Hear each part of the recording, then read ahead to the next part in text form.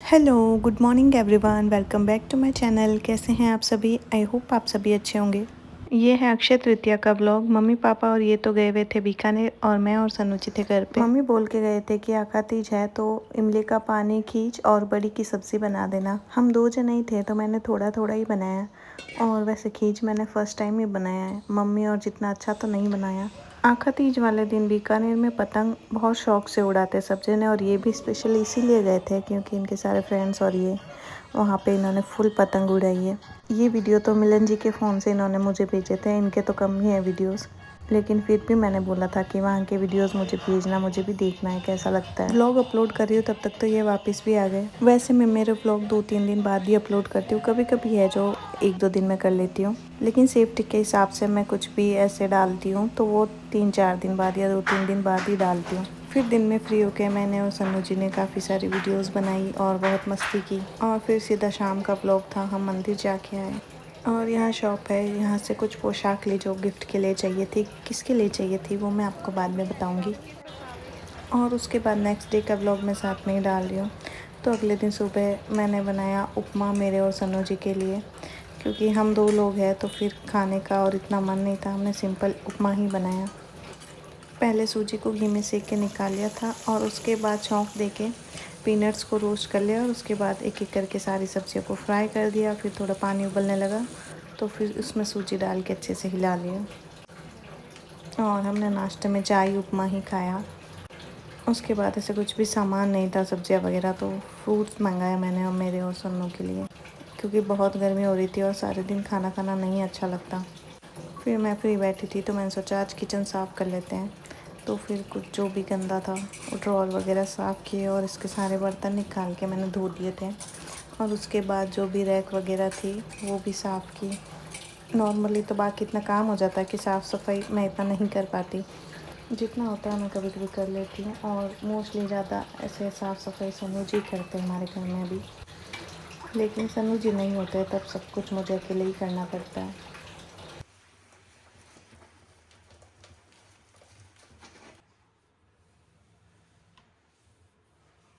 और ये चिमटा तो मैं आई जब से ही ऐसा है, पता नहीं ये साफ़ होगा कि नहीं होगा, लेकिन फिर भी मैंने पीताम्बरी लेके इसको काफ़ी देर घिसा तब जाके ये थोड़ा साफ़ हुआ। बस फिर मैंने छोड़ दिया था क्योंकि गर्मियों में अभी पता नहीं कैसे मेरे हाथों की स्किन ऐसे निकल रही है जगह जगह से और वहाँ से फिर बहुत जलता है, हाथ एकदम ड्राई हो रहे थे। उसके बाद सफाई करके जो चने का अचार था मैं उसमें डाल रही हूँ तेल। बहुत लंबा प्रोसेस हो गया इसका। तो तेल में मैंने नॉर्मल काली मिर्च, लौंग और हींग डाल के थोड़ा सा हल्का गर्म किया, ज़्यादा गर्म नहीं किया। फिर उसको ठंडा करके उसमें चने मिला लिए थे और फिर इसको हिला के अच्छे से डुबा के तेल में रख दिया था। उसके बाद अभी मैं लगा रही हूँ अपने हाथों पे नेल पेंट। मेहंदी तो मैंने कल लगा ली थी और आज हमें जाना है शादी में, तो अभी मैं लगा रही हूँ नेल पेंट। हमारे पड़ोस में जानने वाले हैं तो उनके यहाँ शादी में जाना था। मम्मी तो गए हुए थे बीकानेर तो उन्होंने बोला सामने वाले भाभी और सब लोग जाएंगे तो उनके साथ शादी में जाके आ जाना। अभी मेरी स्किन केयर, लोशन, सनस्क्रीन सब कुछ ख़त्म हो गया था, तो अभी हाइफिन और एम कैफिन पे सेल चल रही थी, बाय वन गेट वन की। और भी काफ़ी सारे ब्रांड है जिन पे सेल चल रही है अभी। मैंने एम कैफिन का लोशन मंगाया, उसके साथ ये स्क्रब फ्री आया था। वैसे भी मुझे स्क्रब चाहिए था तो अच्छा है इसके साथ ये फ्री आ गया। और अभी ये लोशन बहुत ट्रेंडिंग में भी है, बहुत अच्छी फ्रेगरेंस है इसकी और मॉइस्चराइज़र बहुत अच्छा है ये। नेक्स्ट मैंने ये मंगाया हाइफिन का सीरम। ये मैं वैसे भी मंगवा रही थी और सेम ही प्राइस था, लेकिन यहाँ से मंगवाया तो इसके साथ ये सनस्क्रीन फ्री आ गई।